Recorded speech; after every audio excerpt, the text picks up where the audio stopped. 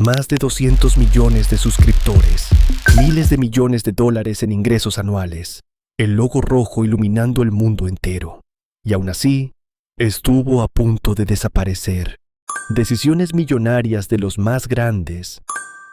Hubo un momento en el que Netflix tomó una decisión tan impopular, tan mal calculada, que millones cancelaron en cuestión de semanas. Las acciones se desplomaron, la confianza se evaporó. La prensa habló de suicidio empresarial. La pregunta no es cómo se convirtió en el rey del streaming. La pregunta es, ¿cómo sobrevivió al error que casi lo destruye? Porque esa decisión no ocurrió cuando era pequeño. Ocurrió cuando ya era un gigante, y eso la hizo mucho más peligrosa. Pero esta historia no comienza en la cima. Comienza con una multa de $40. Finales de los años 90, Estados Unidos vive el auge del DVDs. Blockbuster domina cada esquina con miles de tiendas y genera miles de millones de dólares al año. El modelo parece invencible. En 1997, una multa por devolver tarde una película despierta una incomodidad que se convierte en idea. No es el dinero lo que duele, es el sistema. Penalizaciones, dependencia, fricción. En 1998 nace Netflix, pequeña, desconocida, frágil, un servicio de DVDs por correo sin multas por retraso, una alternativa casi invisible frente al gigante azul y amarillo. Año 2000. La burbuja.com comienza a estallar. Netflix pierde dinero, mucho dinero. El modelo funciona pero no lo suficiente. Sus fundadores viajan para ofrecer la empresa por $50 millones. La respuesta es una negativa con sonrisa incómoda. Blockbuster no ve futuro en ese pequeño servicio por correo. Ese rechazo no destruye a Netflix, la obliga a resistir.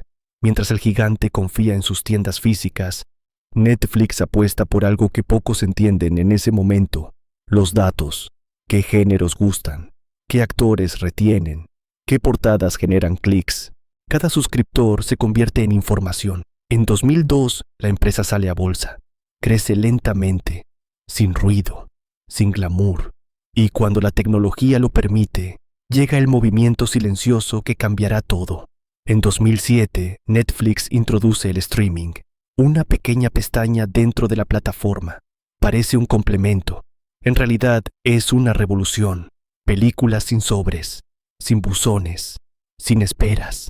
Para 2010, mientras Blockbuster se declara en bancarrota, Netflix comienza a consolidarse como el futuro del entretenimiento.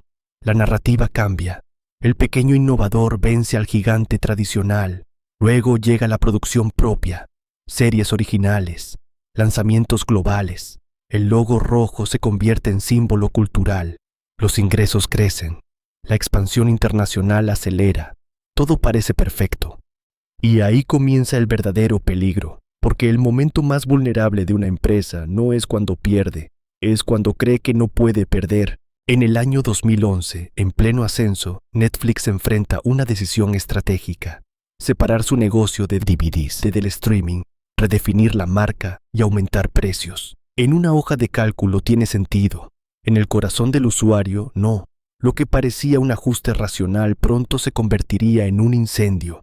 Cancelaciones masivas, acciones desplomándose más del 70% en meses, la reputación tambaleándose. El símbolo rojo que representaba innovación ahora comenzaba a asociarse con arrogancia.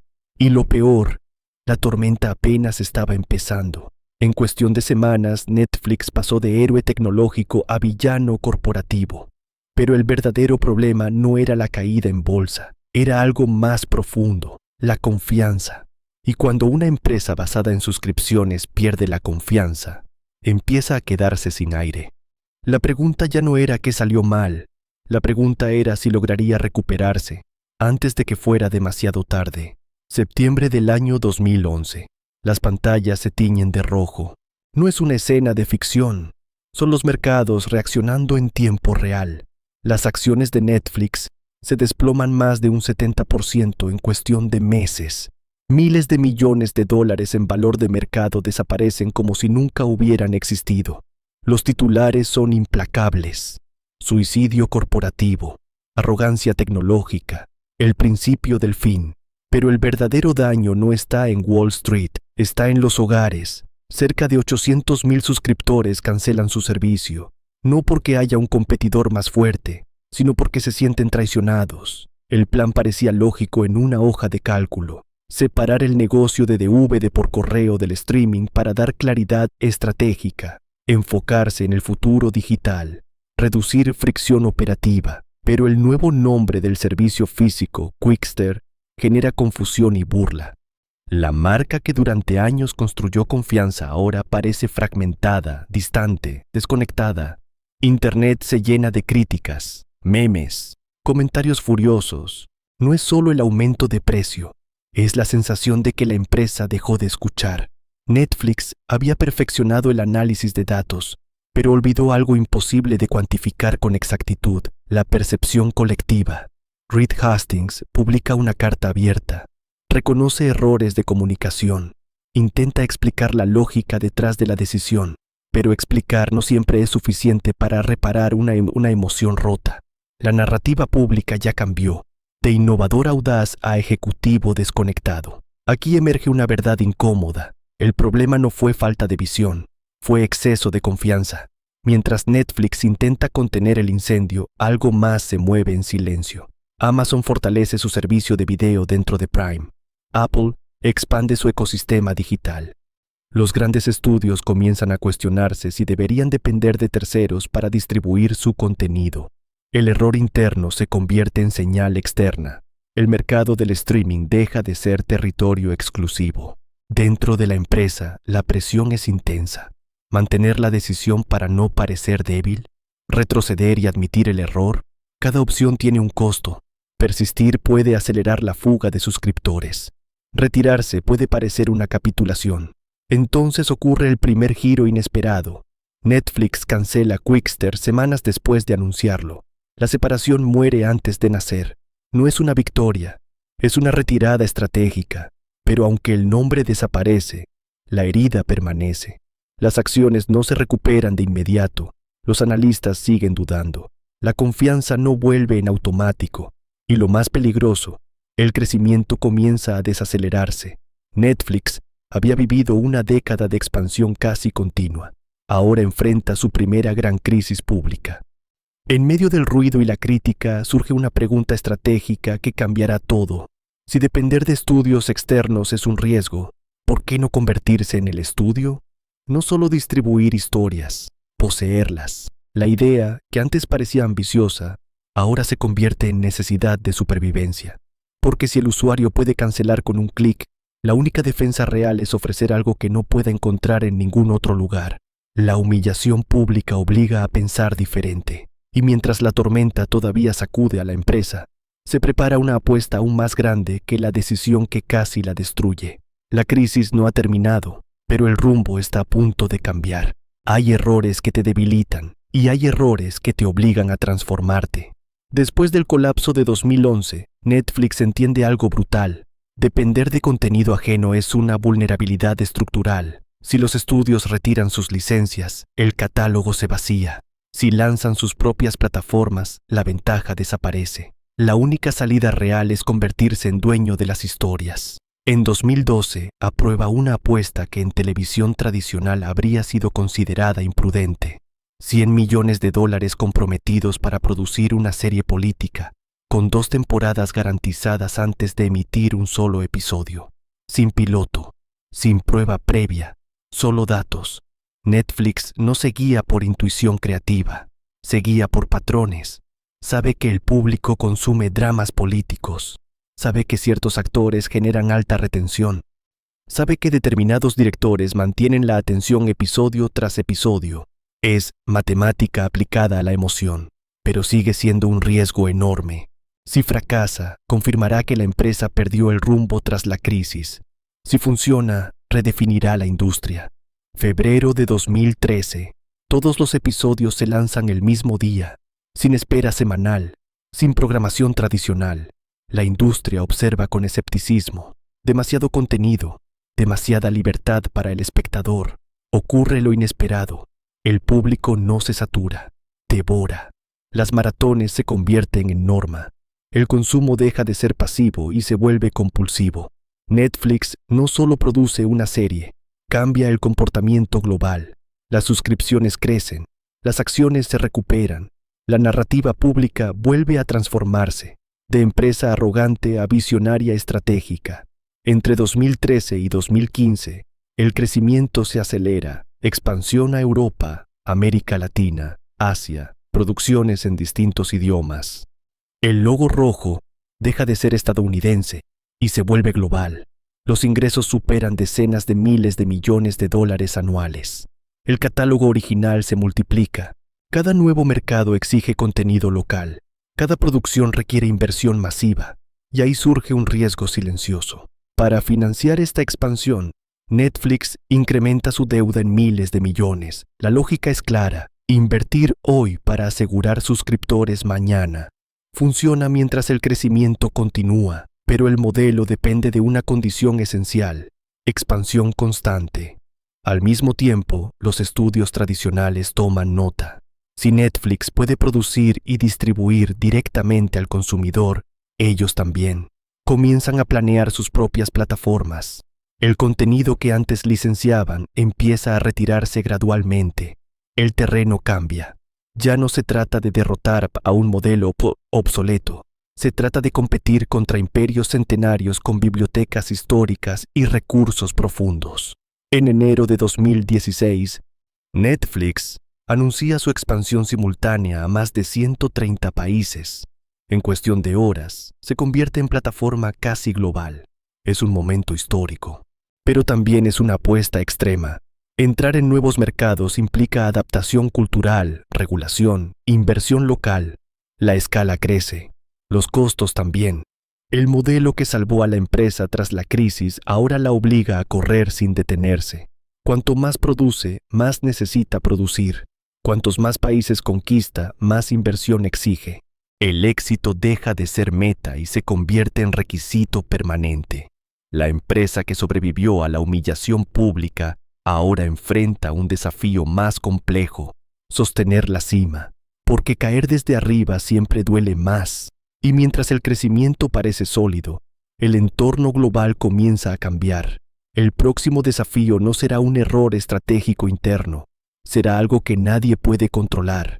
Año 2020.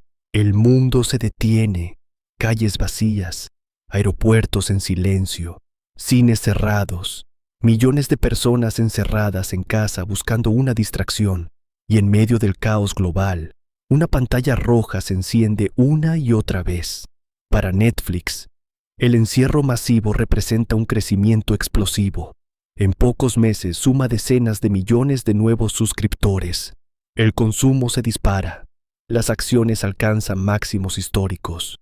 Desde fuera parece el momento perfecto, la confirmación absoluta de que el streaming es el futuro. Pero bajo la superficie algo no encaja. Ese crecimiento no es completamente orgánico, es circunstancial. Está impulsado por una anomalía global. Personas sin alternativas de ocio, sin cines, sin eventos, sin desplazamientos. El consumo no responde solo a estrategia, responde a encierro. Y cuando el contexto cambie, el comportamiento también cambiará. Mientras las cifras celebran récords, los rodajes se paralizan. Estudios cerrados, equipos aislados, calendarios suspendidos. Netflix tiene contenido acumulado, sí, pero la maquinaria de producción se congela. Y en un modelo basado en suscripciones, la novedad es combustible. Cada mes sin nuevos rodajes es una bomba de tiempo futura. Los inversionistas miran el gráfico ascendente y celebran.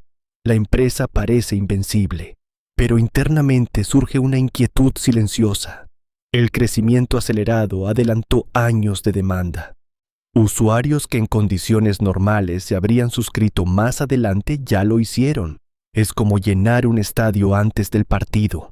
La energía parece impresionante, hasta que las gradas comienzan a vaciarse. Al mismo tiempo, la competencia se fortalece. Disney lanza su plataforma global con una potencia histórica respaldada por franquicias icónicas.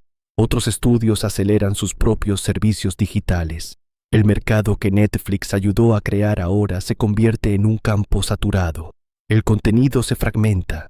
Las grandes franquicias migran a sus hogares originales. Por primera vez, El consumidor tiene múltiples opciones sólidas. La exclusividad ya no es unilateral. En 2021, el mundo empieza a reabrir. Los cines vuelven a encender luces. Las calles recuperan movimiento. El tiempo frente a la pantalla disminuye. El crecimiento se desacelera. No es una caída abrupta todavía, pero es suficiente para generar inquietud. En un modelo construido sobre expansión constante, la desaceleración es señal de alerta. Y entonces, en 2022, aparece el número que nadie quería ver. Netflix pierde suscriptores de forma significativa por primera vez en más de una década. No son miles, son cientos de miles. Las acciones se desploman más de un 30% en un solo día. Miles de millones en valor de mercado desaparecen. El mercado no castiga solo la pérdida actual, castiga el miedo al estancamiento. La narrativa vuelve a cambiar. De refugio cultural durante la crisis global a empresa que podría haber alcanzado su techo. El auge pandémico empieza a verse como un espejismo. Y esta vez no hay una mala comunicación evidente a la cual culpar. No hay un nombre polémico que retirar. Hay algo más complejo: saturación. El gigante rojo vuelve a tambalearse. Y la pregunta que parecía superada regresa con fuerza. ¿Qué ocurre cuando el crecimiento ya no es automático? Abril del año 2022. El informe trimestral se publica y un solo número cambia la narrativa completa. Netflix pierde alrededor de 200,000 suscriptores y advierte que podría perder millones más en el siguiente trimestre. El mercado reacciona con violencia. En un solo día, la acción cae más de un 30%. En cuestión de meses, el desplome supera el 60% desde su punto más alto. Decenas de miles de millones de dólares en valor desaparecen. El gigante del streaming vuelve a sangrar en público. Esta vez no es por una decisión mal comunicada. Es porque el crecimiento, el motor que justificaba todo, se detuvo. Durante años, Netflix defendió una identidad clara, sin publicidad, sin interrupciones, sin restricciones agresivas en cuentas compartidas. Pagas una suscripción y ves lo que quieras. Ese era el pacto implícito con el usuario. Pero el nuevo escenario cambia las reglas. Más de 100 millones de hogares comparten contraseñas sin pagar adicional. La competencia ofrece planes más baratos con anuncios. El consumidor compara precios, calcula gastos, optimiza suscripciones. La pureza del modelo comienza a parecer una limitación. Surge una pregunta incómoda. ¿Puede mantenerse fiel a su filosofía original si esa filosofía ya no sostiene el crecimiento?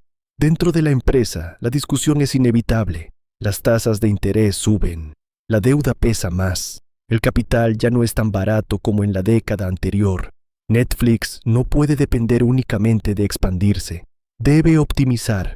Y optimizar implica decisiones que durante años rechazó. Por primera vez considera seriamente un plan con publicidad. La idea que antes representaba todo lo que querían evitar ahora aparece como alternativa estratégica. Es una ironía contundente. Introducir anuncios no es solo añadir una fuente de ingresos. Es tocar el ADN de la marca. Netflix nació como antítesis de la televisión tradicional. Sin comerciales, sin interrupciones, agregar publicidad podría percibirse como traición. Pero no hacerlo podría significar estancamiento prolongado. El dilema es claro: coherencia absoluta o adaptación estratégica. Y junto con la publicidad, aparece otra medida delicada.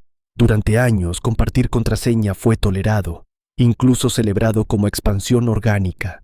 Ahora se convierte en objetivo de monetización. Netflix anuncia controles más estrictos y cargos adicionales para cuentas fuera del hogar principal. Las redes reaccionan con críticas. Muchos recuerdan el episodio que casi la destruye años atrás. La empresa vuelve a caminar sobre una cuerda fina. Sin embargo, esta vez el enfoque es distinto. No se trata de una ruptura abrupta. Es un ajuste gradual. Comunicación más cuidadosa, pruebas en mercados específicos antes de expansión global. A finales de 2022, el plan con anuncios se lanza oficialmente en varios países. Es un giro histórico. La plataforma que prometió eliminar los comerciales ahora los integra bajo sus propias reglas. Menos anuncios, mejor segmentación, experiencia controlada. Contra muchos pronósticos, el resultado no es un colapso masivo. Algunos usuarios migran al plan más barato en lugar de cancelar. Otros pagan por compartir cuentas legalmente. Las nuevas altas compensan parte de la pérdida. El crecimiento no regresa con explosividad, pero sí con estabilidad. Las acciones comienzan a recuperarse. La narrativa pública vuelve a transformarse. De empresa en declive a empresa que se adapta. La lección es profunda. El mercado no castiga el cambio, castiga la desconexión. Esta vez Netflix no impone desde la arrogancia, ajusta desde la presión de la realidad. Y aunque la competencia sigue ahí y el entorno sigue siendo incierto, el barco deja de tambalearse. La crisis no desaparece por completo, pero ya no parece existencial. La empresa que casi se destruye por un error mal calibrado, ahora aprende a modificar su identidad sin romperla. El streaming ya no es una revolución, es una guerra. Año 2023. El mercado está saturado. Disney controla franquicias históricas. Warner posee universos cinematográficos completos. Amazon invierte miles de millones como parte de un ecosistema mucho más grande. Apple juega a largo plazo con reservas casi ilimitadas. Netflix ya no compite contra un modelo obsoleto. Compite contra gigantes con estudios propios, bibliotecas centenarias y recursos profundos. El terreno cambió. Ya no gana quien llega primero. Gana quien resiste más tiempo. Y resistir cuesta. Durante años, la estrategia fue clara. Más contenido, más estrenos, más países, más géneros. Producciones en Corea del Sur, en España, en India, en América Latina. La lógica parecía irrefutable. Si hay algo para todos, nadie se va.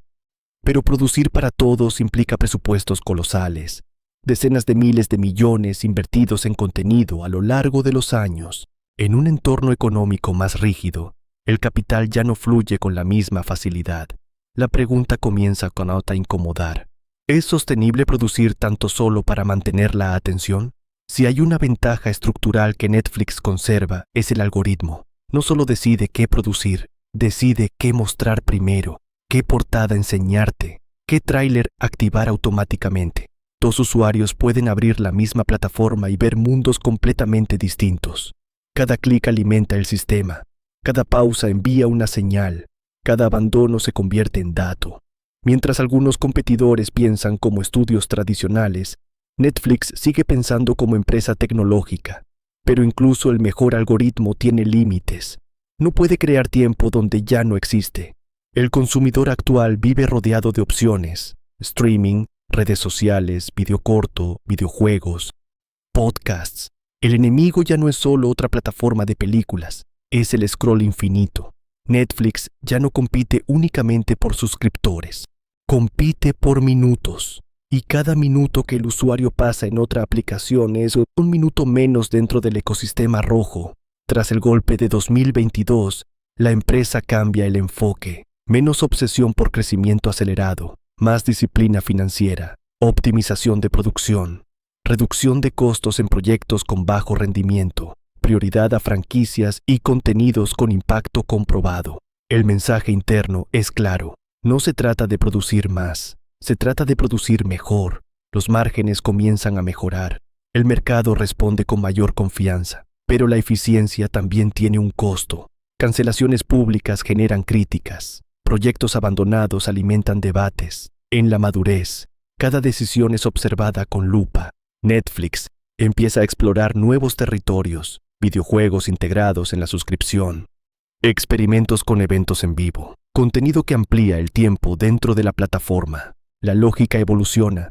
Si el crecimiento en suscriptores se ralentiza, el crecimiento puede venir del valor por usuario, más engagement, más permanencia, más razones para no cancelar. Pero cada expansión implica riesgo de dispersión. La empresa ya no puede permitirse errores espectaculares. La memoria de 2011 y de 2022 permanece como advertencia constante. La arrogancia fue reemplazada por cálculo. El impulso desmedido por disciplina. El mercado del streaming entra en su fase adulta. Algunas plataformas desaparecen, otras se fusionan. La consolidación es inevitable. En esta etapa ya no sobreviven los más ruidosos, sobreviven los más eficientes. Netflix ya no es el rebelde que desafía al sistema, es parte del sistema. Y en esa nueva posición el desafío no es revolucionar, es sostener relevancia en un entorno donde la innovación ya no sorprende y la atención es cada vez más escasa. Sobrevivir una vez enseña humildad, sobrevivir 2 veces enseña estrategia. Ahora el desafío no es conquistar territorio, es mantenerlo. Toda empresa que sobrevive a varias crisis llega a un momento inevitable, mirarse al espejo. A finales de 2023, Netflix vuelve a mostrar señales de estabilidad. Las acciones se recuperan, el crecimiento se normaliza, la narrativa pública deja de ser catastrófica, pero internamente existe una conciencia clara. El modelo que funcionó durante 20 años no garantiza los próximos 20. El streaming ya no es ventaja competitiva, es estándar. La pregunta dejó de ser cómo ganar suscriptores. Ahora es cómo sostener poder cultural en un mercado saturado. Ser el primero tuvo un costo. Netflix abrió el camino, educó al consumidor, normalizó pagar por contenido digital y al hacerlo, enseñó a todos cómo competirle. Los estudios tradicionales aprendieron distribución directa. Las tecnológicas entendieron la urgencia del entretenimiento como ecosistema. La innovación inicial sembró su propia competencia. El éxito creó presión estructural.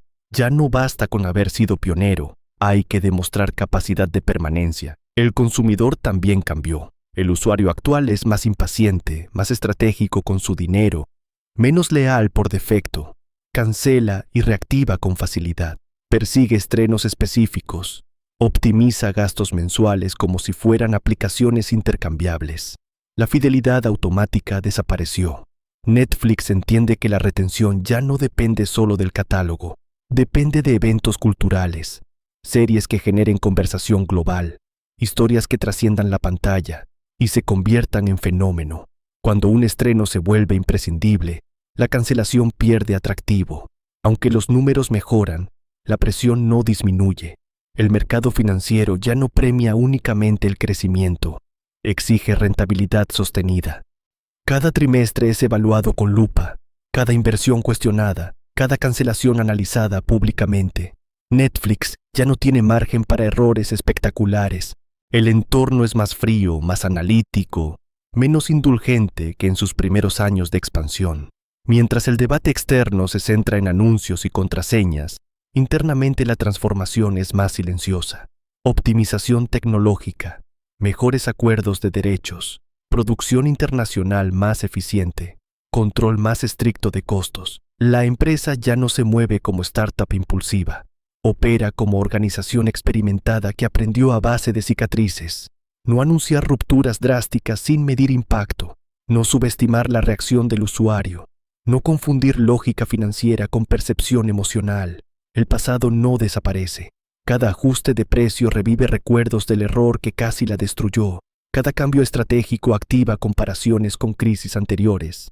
Pero esa memoria colectiva funciona como sistema inmunológico. La empresa actúa con mayor cálculo. La arrogancia fue reemplazada por prudencia estratégica. Después de más de 2 décadas, Netflix ya no es experimento, es institución. Y las instituciones enfrentan un riesgo distinto, volverse previsibles. La innovación que la hizo famosa debe renovarse constantemente, no solo en formato, sino en estrategia.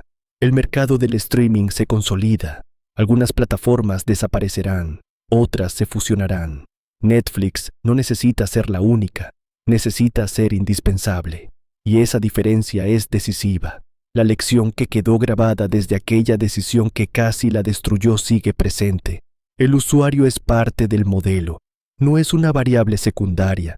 Cada movimiento estratégico ahora pasa por ese filtro, porque en un entorno donde la atención es limitada, y la competencia es intensa, liderar ya no significa crecer sin límites, significa mantenerse relevante cuando el crecimiento deja de ser automático. En 2011, Netflix estuvo a centímetros de destruir su propia creación, no por falta de tecnología, no por falta de contenido, sino por desconectarse de algo esencial, la percepción del usuario. Separar el servicio, subir precios de forma abrupta, cambiar la estructura sin medir el impacto emocional. En una hoja de cálculo tenía sentido. En la mente del cliente, no. Las cancelaciones fueron masivas. Las acciones se desplomaron. La confianza se fracturó. Fue el momento más frágil de su historia y también el más formativo. La lección fue silenciosa pero definitiva. El cliente no compra solo acceso a contenido, compra coherencia. Cuando esa coherencia se rompe, la reacción no es racional, es emocional. Años después, cuando la empresa introdujo publicidad y limitó contraseñas compartidas, el contexto era distinto. El cambio fue gradual, mejor comunicado, probado antes de expandirse. La diferencia no fue la decisión en sí, fue el aprendizaje acumulado. Hoy Netflix opera en un equilibrio delicado. Cientos de millones de suscriptores globales, ingresos que superan decenas de miles de millones de dólares al año, presencia en casi todos los mercados relevantes. Ya no es la única plataforma fuerte, pero sigue siendo referencia. Compite en contenido, en tecnología, en precio, pero sobre todo compite en relevancia cultural. Y esa batalla no se gana solo con presupuesto, se gana entendiendo cuándo arriesgar y cuándo escuchar. La paradoja del éxito es clara. El mismo impulso que la hizo grande casi la rompe. Innovar demasiado rápido puede alienar. Crecer demasiado rápido puede distorsionar la percepción. Confiar demasiado puede nublar el juicio. Pero estancarse también destruye. El riesgo nunca fue el enemigo. El desequilibrio lo fue. El verdadero punto de no retorno no fue el error estratégico. Fue la capacidad de reconocerlo y corregirlo. Cancelar una decisión impopular, apostar por contenido propio cuando era financieramente intimidante, adoptar publicidad cuando el mercado lo exigía, monetizar mejor un modelo que ya no crecía por inercia. Cada movimiento implicó peligro, pero no hacer nada habría sido peor. Lo que casi nadie anticipó es que el error que estuvo a punto de destruir a Netflix terminó siendo el catalizador de su evolución más ambiciosa. Sin aquella caída, quizá no habría acelerado su transformación en estudio global. Sin aquella humillación pública, quizá no habría aprendido a medir con precisión la percepción colectiva. Algunas empresas desaparecen por sus errores, otras se redefinen gracias a ellos. La verdadera amenaza nunca fue un competidor específico, nunca fue una tienda física ni una plataforma rival, fue la desconexión con el usuario. En el mundo digital, el poder no está en la infraestructura ni en la escala, está en la confianza, y la confianza no se impone, se construye y se protege. Netflix sigue aquí no porque nunca haya fallado, sino porque supo absorber el golpe más duro de su historia y convertirlo en estrategia. Pero la historia no se detiene. Cada ajuste de precio, cada nueva apuesta creativa, cada cambio en el modelo de negocio revive la misma pregunta silenciosa. ¿Están escuchando? El éxito no elimina el riesgo, solo lo vuelve más complejo. Y en una industria donde la atención es el recurso más escaso, sobrevivir no es un estado permanente, es una decisión que debe tomarse todos los días.